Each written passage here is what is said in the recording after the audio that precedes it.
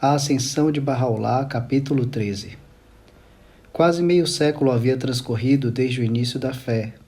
Nascida na adversidade, na infância sendo privada de seu arauto e guia, e lançada no pó por um déspota hostil, essa fé fora afinal levantada por seu segundo e maior luminar. Este, a despeito dos sucessivos banimentos, conseguira em menos de meio século reabilitar o prestígio da fé, proclamando sua mensagem, estabelecendo-lhe as leis e estatutos, formulando-lhe os princípios e ordenando-lhe as instituições. Mal começara a fé, porém, a gozar do brilho de uma prosperidade nunca antes experimentada, quando de repente se viu apartada de seu autor pela mão do destino, ficando seus adeptos imersos em tristeza e consternação, enquanto que seus repudiantes sentiram reviver-lhes as esperanças em declínio. E seus adversários, tanto políticos como eclesiásticos, começaram a criar novamente coragem. Já 9 meses antes de sua ascensão, Bahá'u'lláh, conforme atestou Abdu'l-Bahá, havia expressado o desejo de partir deste mundo. Daquele tempo em diante, tornou-se cada vez mais evidente, pelo tom de suas observações aos que chegavam à sua presença, que o término de sua vida terrena se aproximava, muito embora evitasse dizê-lo abertamente a qualquer um. Na noite que precedeu os 11 de Shaval de 1309, depois da Hégira, 8 de maio de 1892, contraiu uma ligeira febre que, embora subisse no dia seguinte, logo depois abaixou. Continuava a conceder entrevista a alguns de seus amigos e a peregrinos, mas logo se tornou evidente que ele não estava bem. A febre voltou mais aguda que antes. Seu estado geral agravou-se rapidamente, seguindo-se complicações que por fim culminaram com sua ascensão ao raiar da aurora do dia 2 de Dhul-Hajj de 1309, da era maometana,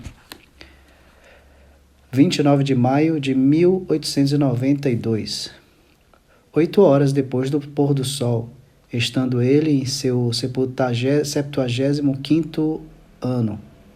Seu espírito, enfim, libertado das lidas de uma vida cheia de tribulações, alçara voo para seus outros domínios nunca percorridos pelas vistas dos mortais, e para onde a jovem luminosa, vestida de branco, mandara que se apressasse, como foi descrito por ele mesmo no Lawi Ru'ya, Epístola da Visão, revelado 19 anos antes, no aniversário natalício de seu precursor. 6 dias antes de falecer, chamou à sua presença, quando jazia na cama, apoiado num dos filhos, toda a companhia de crentes, inclusive vários peregrinos que se haviam reunido na mansão, reunião que veio a ser sua última audiência com ele.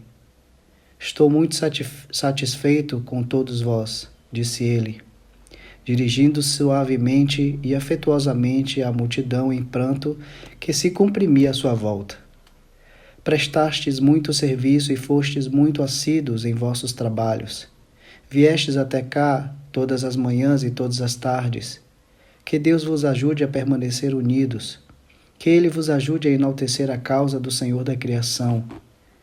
As mulheres, inclusive os membros de sua própria família, reunidas em torno do leito, dirigiu idênticas palavras de estímulo, assegurando-lhes definitivamente que, num documento confiado por ele ao maior ramo, todos foram recomendados ao seu cuidado.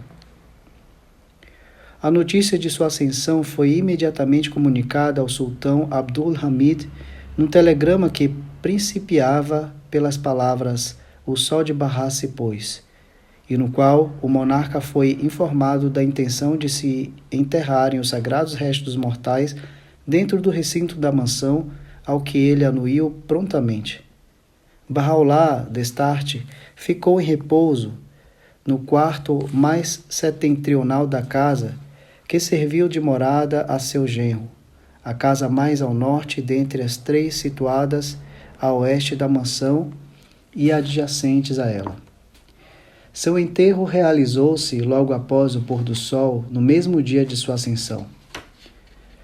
O inconsolável Nabil, que tivera o privilégio de uma audiência particular com Bahá'u'lláh durante os dias de sua doença, a quem Abdu'l-Bahá havia escolhido para selecionar as passagens que constituem o texto da Epístola de Visitação, fora recitada na tumba sacratíssima, e que, no seu pesar incontrolável, afogou-se no mar logo após o passamento de seu bem-amado. Assim descreve a agonia daqueles dias. Parecia que a comoção espiritual estabelecida neste mundo de pó fizera com que todos os mundos de Deus tremessem. Tanto minha língua interior como a exterior são impotentes para descrever a condição em que estávamos.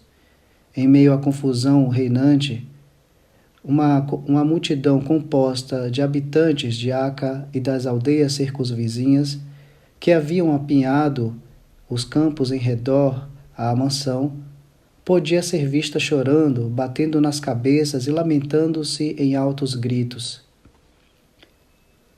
Por toda uma semana, um vasto número de pranteadores, tanto pobres como ricos, demorou-se para apresentar condolência à família enlutada, participando dia e noite da comida que foi prodigamente oferecida por seus membros.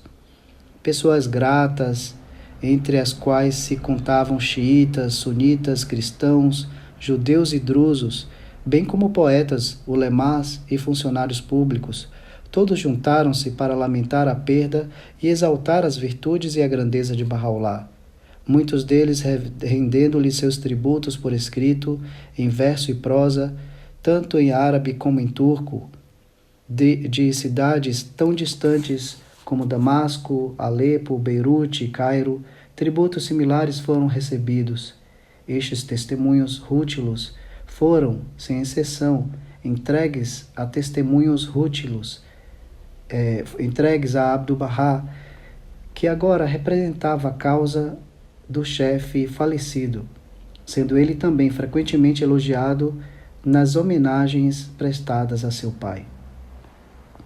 E contudo, essas efusivas manifestações de pesar e expressões de louvor e admiração que a ascensão de Bahá'u'lláh espontaneamente evocara entre os incrédulos da Terra Santa e dos países adjacentes era uma gota d'água em comparação com o oceano de dor e as inúmeras provas de ilimitada devoção que, à hora do pôr do sol da verdade, jorravam dos corações de milhares que haviam esposado sua causa e estavam determinados a desfraldar sua bandeira na Pérsia, Índia, Rússia, Iraque, Turquia, Palestina, Egito e Síria. Com a ascensão de Bahá'u'lláh, chega ao fim um período que de muitas maneiras é sem paralelo na história religiosa do mundo. O primeiro século da era Bahá'í havia então completado a metade de seu curso. Terminara uma época não excedida em sublimidade, fecundidade e duração por qualquer época anterior, e caracterizada, exceto durante um curto lapso de 3 anos, por meio século de revelação contínua e progressiva. A mensagem proclamada pelo Bab havia produzido seus frutos de ouro. A fase mais momentosa, embora não a mais espetacular da idade heróica, findara. O sol da verdade, o maior luminar do mundo, havia surgido no Siarchal de Teherã, raiado através das nuvens que o envolviam em Bagdá, sofrido um eclipse momentâneo enquanto subia para o zênite em Adrianópolis, e agora, finalmente, esse sol se pusera em Aca para não mais ressurgir antes que o milênio inteiro fosse decorrido. A fé recém-nascida de Deus, alvo de convergência de todas as revelações anteriores, fora proclamada plenamente e sem reservas. As profecias anunciadoras de seu advento foram cumpridas de maneira notável. Suas leis fundamentais e princípios cardeais, a própria substância de sua futura ordem mundial, tinham sido claramente enunciados. Sua relação orgânica, bem como sua atitude para com os sistemas religiosos que a precederam, havia sido definidas de maneira inconfundível. as instituições primárias dentro das quais uma ordem mundial embrionária estava destinada a sazonar, foram estabelecidas solidamente. O convênio destinado a salvaguardar a unidade e a integridade do seu sistema mundial fora irrevogavelmente legado à posteridade. A promessa da unificação de toda a raça humana, da inauguração da suprema paz, do desdobramento de uma civilização mundial, fora incontestavelmente dada. As sombrias advertências vaticinando catástrofes destinadas a se abaterem sobre reis, eclesiásticos, governo e povos, como prelúdio de tão gloriosa consumação, foram repetidamente lançadas. A significativa exortação aos primeiros magistrados do mundo novo, precursora da missão que o continente norte-americano iria tomar mais tarde a si, havia sido proclamada. Estabelecera-se o contato inicial com uma nação de cuja casa real um descendente iria esposar sua causa antes do término do primeiro século Bahá'í. Fora dado o impulso original que tem conferido no decurso de sucessivas décadas e continuará a conferir nos anos vindouros benefícios inestimáveis de significação tanto espiritual como institucional à montanha sagrada de Deus, donde se divisa a suprema prisão. E, finalmente, os primeiros estandartes de uma conquista espiritual, antes do término daquele século, iria abarcar nada menos de 60 países, tanto do hemisfério oriental como do ocidental, foram triunfantemente erigidos. A fé de Bahá'u'lláh, na vastidão e na diversidade de sua escritura sagrada, no número de seus mártires, na intrepidez de seus campeões, no exemplo dado por seus aderentes, na condigna punição sofrida por seus adversários, na penetração de sua influência, no incomparável heroísmo de seu arauto, na grandeza deslumbrante de seu autor e na misteriosa operação de seu espírito irresistível. Em todos esses aspectos, essa fé, agora no limiar da 6ª década de sua existência, havia demonstrado amplamente sua capacidade para avançar, indivisível e incorruptível, no caminho para ela marcado por seu fundador e para exibir ante a vista das gerações sucessivas os sinais e as evidências daquela potência celestial que tão ricamente lhe fora conferida por ele próprio. Creio que a esta altura se deve dirigir especial atenção ao destino que sobreveio àqueles reis, ministros e eclesiásticos no Oriente bem como no Ocidente, que em várias etapas do ministério de Bahá'u'lláh ou deliberadamente perseguiram sua causa ou deixaram de atender às advertências por ele pronunciadas ou falharam no dever manifesto de responder o seu chamado ou de conceder a ele a sua mensagem o tratamento merecido. O próprio Bahá'u'lláh, referindo-se àqueles que se haviam levantado ativamente a fim de destruir sua fé ou lhe causar dano, declarara que, abre aspas, Deus não fechou os olhos, nem os fechará para a tirania do opressor, mas especialmente nesta revelação tem sua vingança atingido a cada um dos tiranos. Fecha aspas. Vasto e assombroso, em verdade, é o espetáculo com que nos defrontamos ao avistarmos o campo sobre o qual os eventos da retribuição de Deus, desde o início do ministério de Bahá'u'lláh, têm varrido com fúria, destronado monarcas, extinguido dinastias, desarraigando hierarquias eclesiásticas, precipitando guerras e revoluções, expulsando de seus cargos príncipes e ministros, desapossando o usurpador, derribando o tirano e castigando os maléficos e os rebeldes. O sultão Abdul-Aziz, quem, com Nasir-ed-Din Shah, foi autor de calamidades amontoadas sobre Bahá'u'lláh e ele mesmo responsável por 3 decretos de desterro contra o profeta, que fora estigmatizado no Kitab Aqdas como ocupante do trono da tirania e cuja queda havia sido predita na Lawi Fuad, foi deposto em consequência de uma revolução no palácio, foi condenado por um fatwa, uma sentença, do mufti em sua própria capital, sendo assassinado 4 dias depois, no ano de 1876, e sucedido por um sobrinho que foi declarado imbecil. A guerra de 1877 a 78 liberou do jugo turco 11 milhões de pessoas. Adrianópolis foi ocupada pelas forças russas. O próprio império dissolveu-se como resultado da guerra de 1914 a 18. Aboliu-se o sultanato e se proclamou uma república, vindo assim a terminar um domínio que havia durado por mais de 6 séculos. O vaidoso e despótico Nasreddin Shah, denunciado por Bahá'u'lláh como príncipe dos opressores, de quem ele havia escrito que breve seria feito dele uma lição concreta para o mundo, cujo reinado se maculou com a execução do Bab e o encarceramento de Bahá'u'lláh, que havia persistentemente instigado seus desterros posteriores a Constantinopla, Adrianópolis e a Aca, que, em conluio com uma ordem sacerdotal depravada, jurara estrangular a fé em seu berço, foi dramaticamente assassinado no santuário do Shah Abdul Azim, justamente na véspera de seu jubileu, o qual, por assinalar a inauguração de uma nova era, iria ser celebrado com a mais preparada magnificência, devendo passar à história como o dia mais grandioso nos anais da nação persa.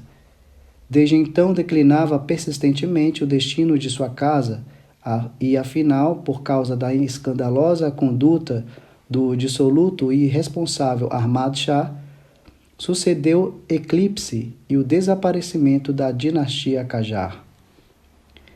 Napoleão III, o monarca de maior destaque no Ocidente em sua época, excessivamente ambicioso, extremamente orgulhoso, astucioso e superficial, quem, segundo dizem, arremessou com desdém a epístola que lhe fora enviada por Bahá'u'lláh e foi por ele posto à prova, sendo verificada sua falha e predita explicitamente em uma epístola posterior sua queda, sofreu na Batalha de Sedan, no ano de 1870, uma derrota ignominiosa, o que assinalou a maior capitulação militar registrada da história moderna.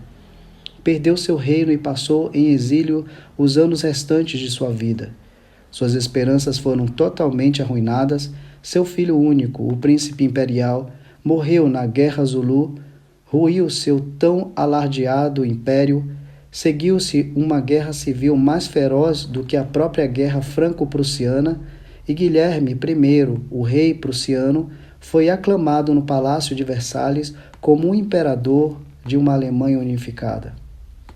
Guilherme I, recém-aclamado conquistador de Napoleão III, intoxicado de orgulho, a quem o Kitab Aqdas admoestou e mandou ponderar sobre o destino que sobreviera aquele cujo poder transcendia seu próprio, e advertiu que os lamentos de Berlim se fariam ouvir e as margens do Reno seriam encobertas de sangue, suportou 2 atentados contra sua vida, sendo sucedido por um filho que morreu de certa enfermidade mortal 3 meses após sua ascensão ao trono, tendo este passado a Guilherme II, homem arrogante, obstinado e de curta visão. O orgulho do novo monarca precipitou-lhe a queda. Revolução, célere e subitamente, irrompeu em sua capital. O comunismo ergueu a cabeça em numerosas cidades. Os príncipes dos estados alemães abdicaram e ele mesmo, fugindo ignominiosamente para a Holanda, foi forçado a renunciar seu direito ao trono.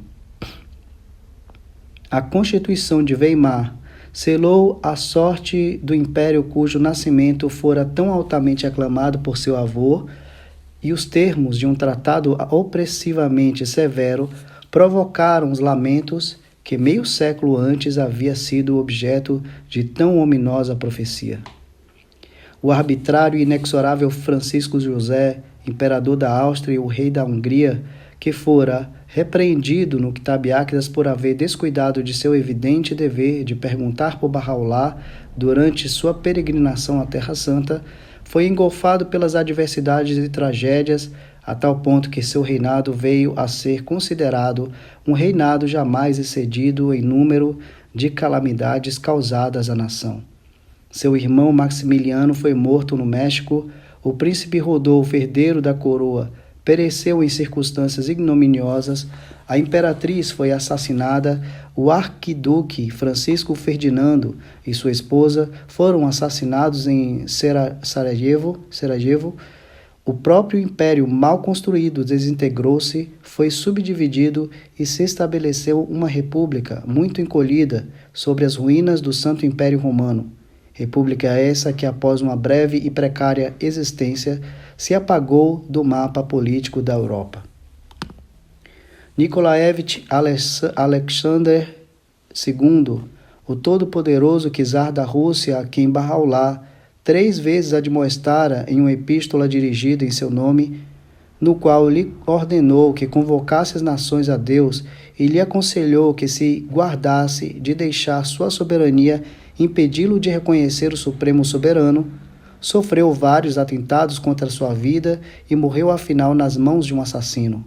Uma austera política de repressão iniciada por ele mesmo e seguida por seu sucessor, Alexandre III, preparou o caminho para uma revolução que no reinado de Nicolau II varreu em uma onda de sangue o império dos czares, trazendo como sequela guerra, moléstia e fome, e estabelecendo um proletariado militante que massacrou a nobreza, perseguiu o clero, expulsou os intelectuais, despojou de seus bens a religião do Estado, executou o czar com sua esposa e sua família e extinguiu a dinastia dos Romanov. O Papa Pio IX, inquestionável chefe da mais poderosa igreja da cristandade, a quem Bahá'u'lláh, em uma epístola a ele dirigia, mandara que deixasse seus palácios para aqueles que os desejasse, que vendesse todos os elaborados ornamentos em seu poder, os despendesse no caminho de Deus e se apressasse em direção ao reino, foi obrigado a render-se em penosas circunstâncias às forças assediadoras do rei Vítor Manuel e a submeter-se a ser privado dos estados pontificiais e da própria Roma. A perda da cidade eterna, sobre a qual a bandeira papal havia flutuado por 1000 anos, e a humilhação das ordens religiosas sob a sua jurisdição, acrescentaram às suas enfermidades físicas angústia mental e amarguraram os últimos anos de sua vida.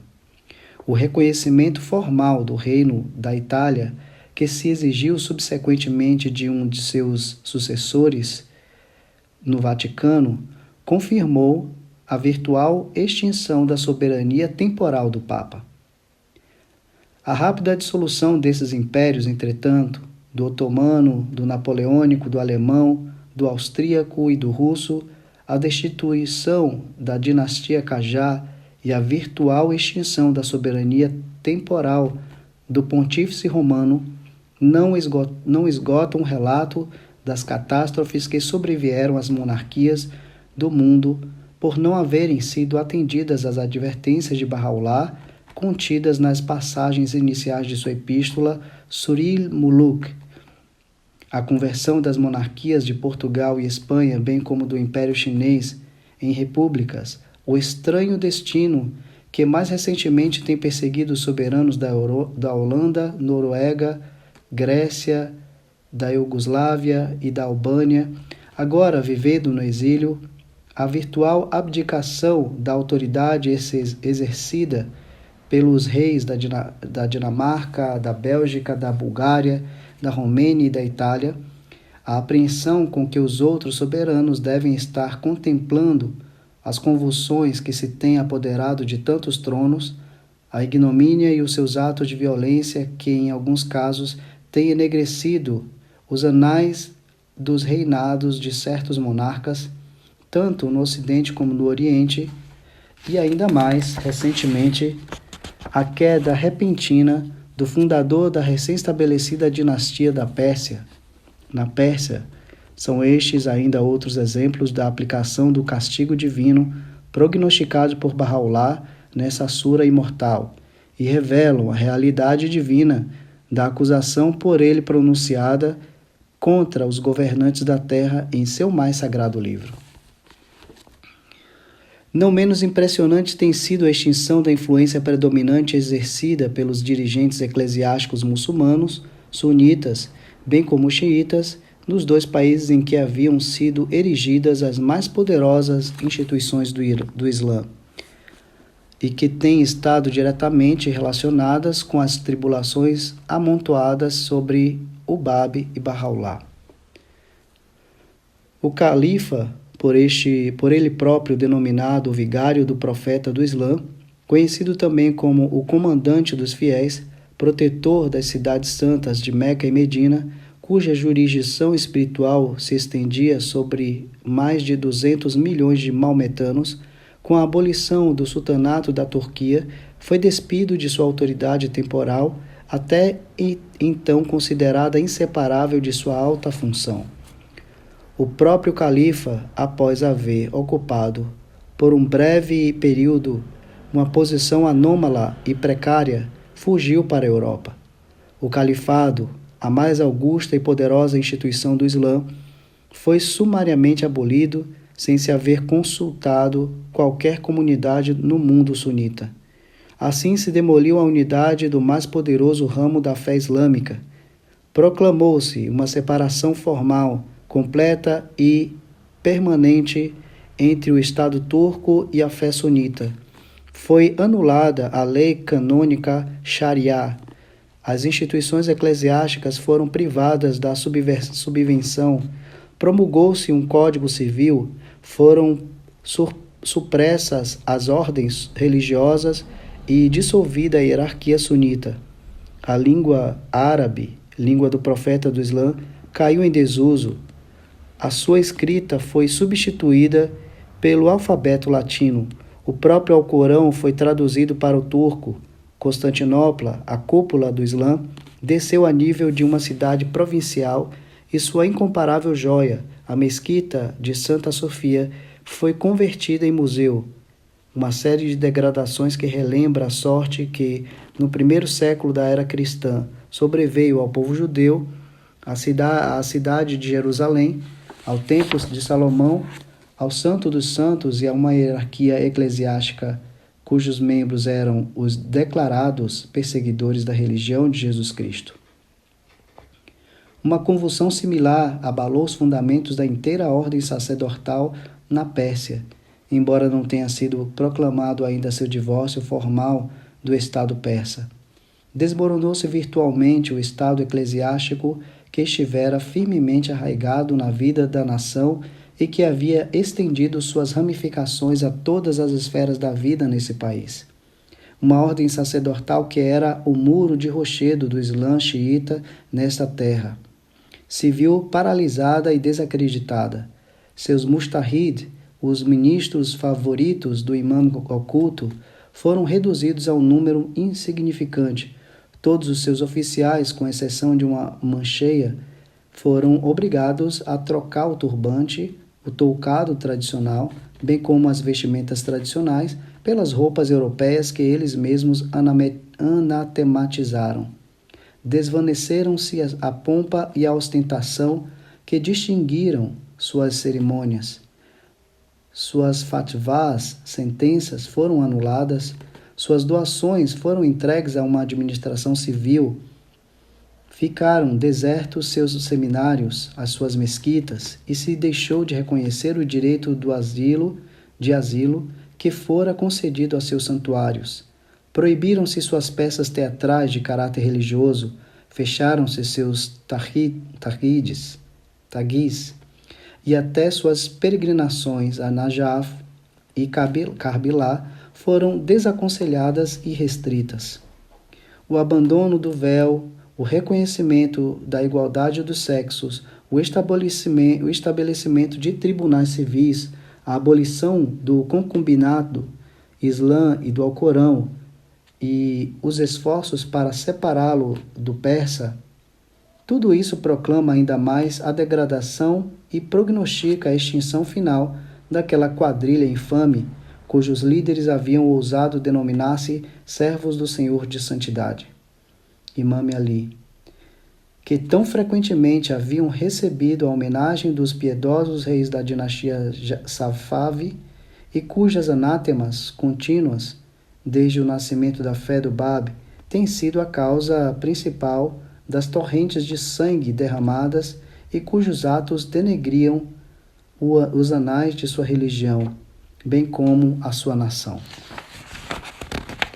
Além disso, uma crise, se bem que fosse menos severa do que aquela que abalou as ordens sacerdotais do Islã, os inveterados adversários da fé, afligiu as instituições da cristandade, cuja influência, desde o momento em que Bahá'u'lláh emitiu seu chamado e fez soar sua advertência, se tem deteriorado visivelmente, cujo prestígio tem sido severamente danificado e cuja autoridade tem estado em constante declínio, sendo-lhes cada vez mais circunscritos os direitos, o poder e as prerrogativas. A virtual extinção da soberania temporal do pontífice romano, o qual já nos referimos, a onda de anticlericalismo que trouxe em consequência a separação entre a Igreja Católica e a República de França, o assalto organizado que um triunfante Estado comunista dirigiu contra a Igreja Ortodoxa grega na Rússia e a consequente separação, privação dos bens e perseguição da religião no Estado, a desintegração da monarquia austro-húngara, a qual prestava lealdade à Igreja de Roma e lhe apoiava poderosamente as instituições, a provação à qual essa mesma Igreja tem tido que se sujeitar na Espanha e no México, e a onda de secularização que atualmente engolfa as missões católicas, anglicanas e presbiterianas em terras não cristãs, as forças de um paganismo agressivo que estão atacando as cidadelas antigas da Igreja Católica, da Grega Ortodoxa e da Luterana na Europa Ocidental, Central e Oriental, nos Balcãs e nos estados bálticos e escandinavos. Estas se destacam como as mais conspícuas manifestações do declínio na sorte dos dirigentes eclesiásticos da cristandade. Dirigentes estes que, sem atenderem à voz de Bahá'u'lláh, se têm interposto entre o Cristo que regressou na glória do Pai e suas respectivas congregações.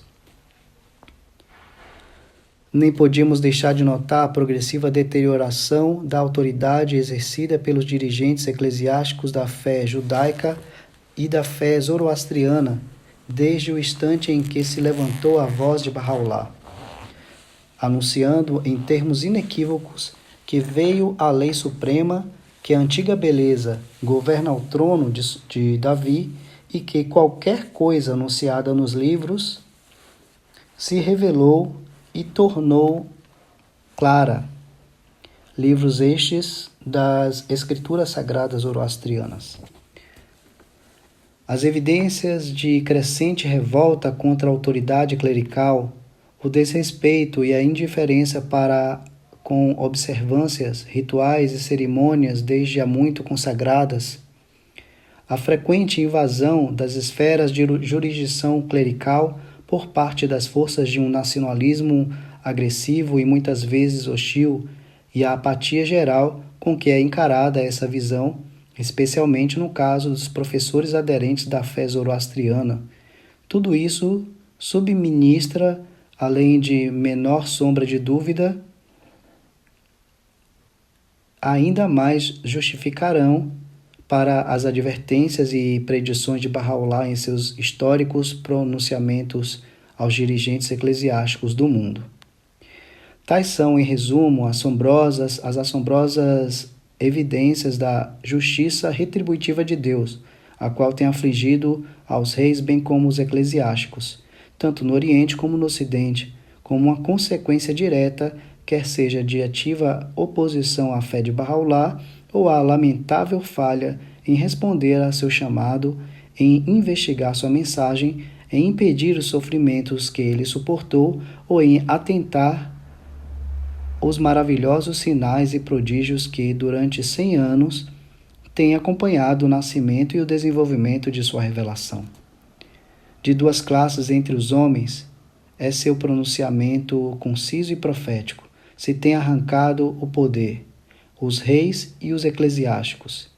Se não atenderdes, assim advertiu ele aos reis da terra, aos conselhos que nós temos revelados nessa epístola, o castigo de Deus vos atingirá de todas as direções.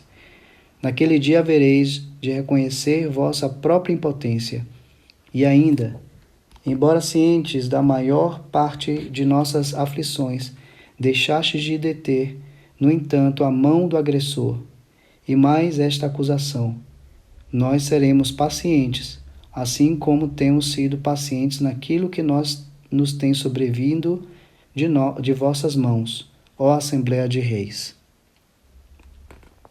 Condenando especificamente os dirigentes do mundo, escreveu ele: a fonte e origem de toda a tirania tem sido os sacerdotes. Deus, verdadeiramente, deles se torna alheio, e nós também deles nos alienamos. Ao observarmos com cuidado, afirma ele abertamente, descobrimos que nossos inimigos são pela maior parte os sacerdotes. Ó Assembleia de Sacerdotes, assim ele se dirige. Doravante não havereis de vos ver dotados de poder algum, já que nós o temos tirado de vós. Tivesseis vós acreditado em Deus quando se revelou, explica Bahá'u'lláh. Dele o povo não se teria afastado, nem a nós haveria sobrevindo as coisas que hoje testemunhais. E ainda afirma, referindo-se mais especificamente aos eclesiásticos muçulmanos. Contra nós se levantaram com uma crueldade que solapou a força do Islã. Os sacerdotes da Pérsia, declara ele, cometeram o que nenhum povo entre os povos do mundo jamais cometeu. E ainda, os sacerdotes da Pérsia perpetraram o que os judeus não perpetraram durante a revelação daquele que é o Espírito, Jesus. E, finalmente, estas portentosas profecias. Por vossa causa foi o povo degradado e se arraiou a bandeira do Islã e seu poderoso trono foi subvertido. Dentro em breve haverá de perecer tudo o que possuis, e vossa glória se transformará na mais abjeta degradação, e havereis de ver o castigo por aquilo que fizestes. Em breve, prediz o Báb, ainda mais abertamente, nós, em absoluta verdade, atormentaremos aqueles que contra Hussein, o imame Hussein, guerrearam com o mais aflitivo tormento. Dentro de pouco tempo, fará Deus sobre eles cair vingança, no tempo de nosso regresso, e em verdade absoluta, Ele lhes tem preparado no mundo vindouro um severo tormento. Em uma resenha desta natureza, tampouco devemos deixar de fazer referência àqueles príncipes, ministros e eclesiásticos que individualmente foram responsáveis pelas penosas provações às quais Bahá'u'lláh e seus seguidores foram sujeitados.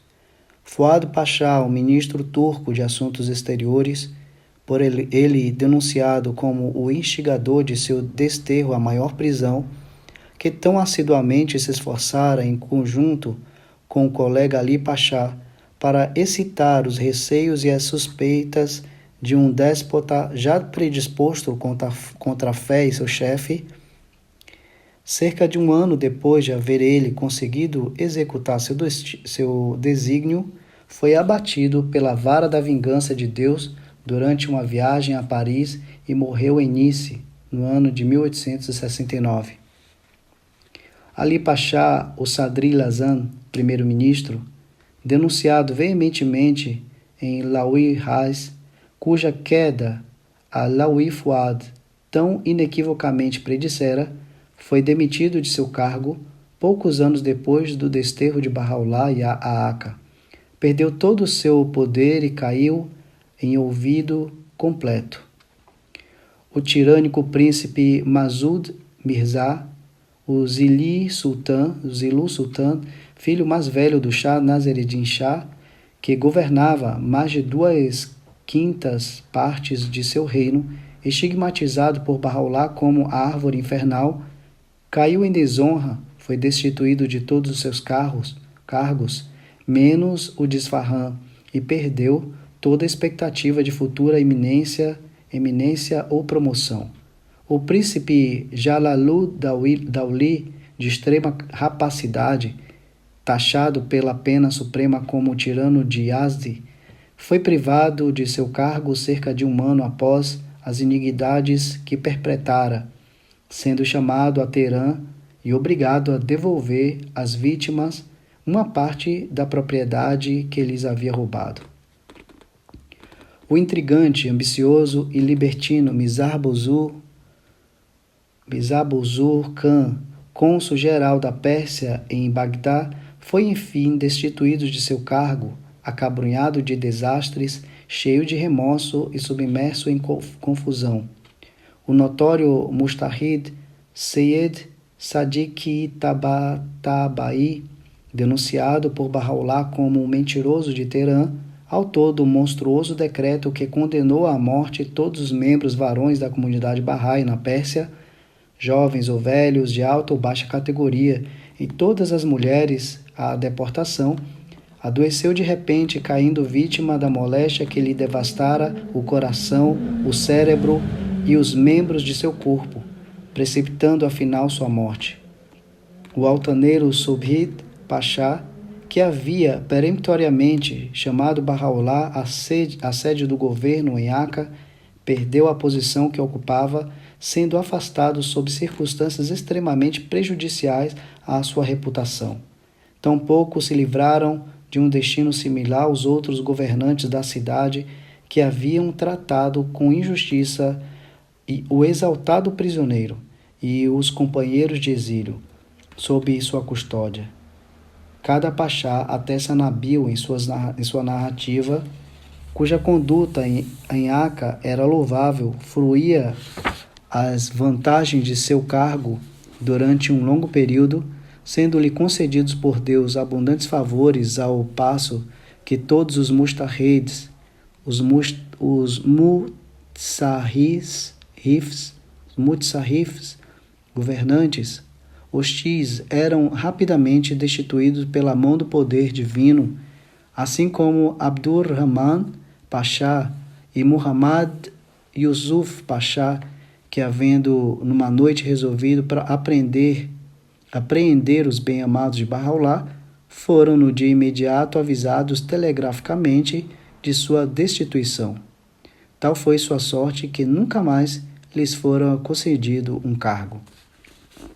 Sheikh Muhammad Baqir, apelidado o Lobo, condenado em veementes termos da Laoui Burhan, a ele dirigida por Bahá'u'lláh, sendo comparado nessa epístola ao último traço da luz solar que toca ao cume da montanha, testemunhou o gradativo declínio de seu prestígio e morreu em um estado miserável de agudo remorso.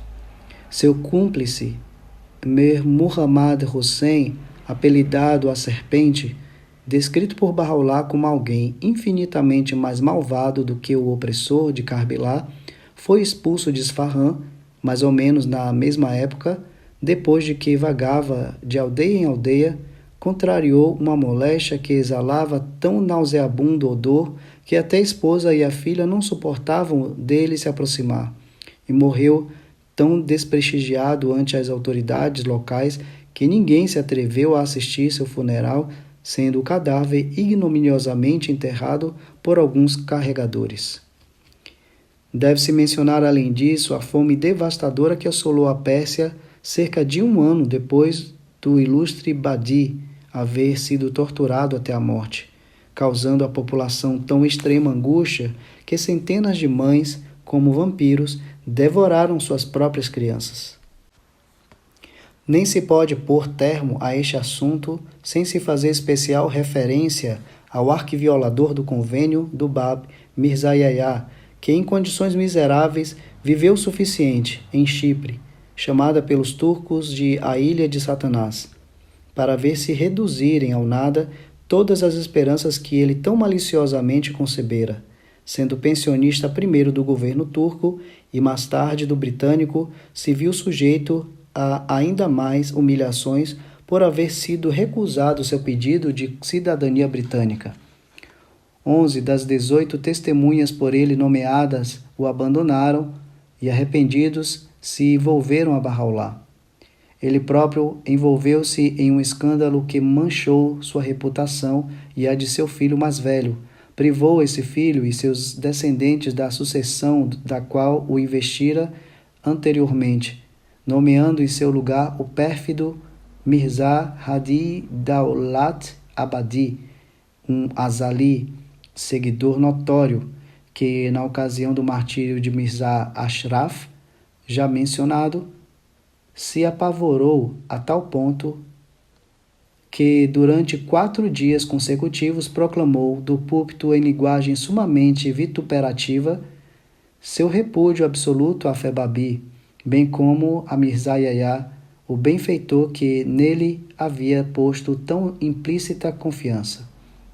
Foi aquele mesmo filho mais velho quem, através da operação de um estranho destino, alguns anos depois, acompanhado por um sobrinho e uma sobrinha, procurou a presença de Abdu'l-Bahá, designado sucessor de Bahá'u'lláh, o centro de seu convênio, expressou arrependimento, rogando perdão, foi por ele benevolamente aceito e até a hora de sua morte continuou a ser um leal seguidor da fé que seu pai havia tão neciamente, tão vergonhosa e lastimavelmente se esforçado por extinguir.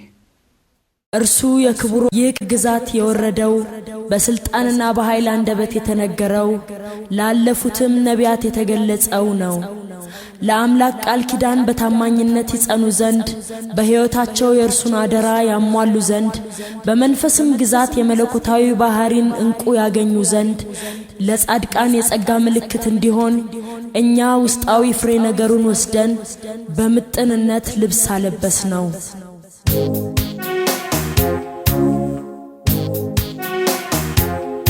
የመንፈስ ልጆች የመጀመሪያ ምክሬ ይሄ ነው። ጥንታዊው ማይጠፋው እና ዘላለማዊው ሉዓላዊነት ያንተ ይሆን ዘንድ ንጹሕ ሩህና አንጸባራቂ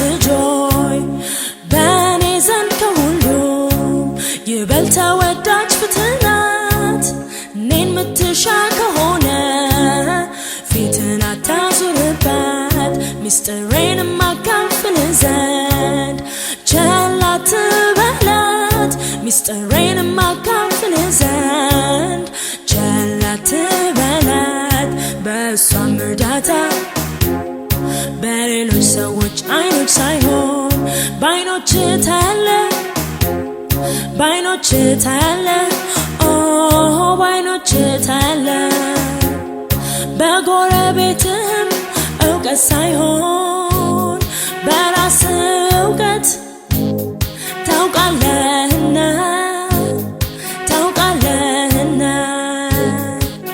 እንዴት ትሆን እንደሚገባ ይህን በልብ አሰላስ እንዴት መሆን እንደሚገባ ይህን በልብ አሰላስ በእውነቱ ፍትህ ለአንተ ስጦታዬና የፍቅራዊው ደግነቴ ምልክት ናት እንግዲህ ባይኖች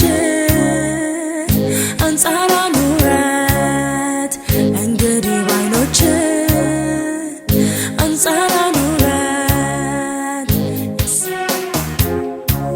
የሰው ልጆይ ሊታወስ በማይቻል ሕያውነቴና በጥንቱ ዘላለማዊው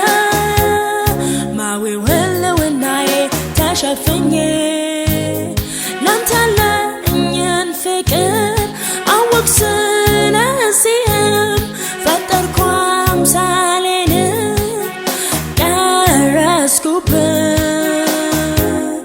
ውበቴንም ገለጽኩልህ ውበቴንም ገለጽኩልህ ውበቴንም ገለጽኩልህ ውበቴንም ገለጽኩልህ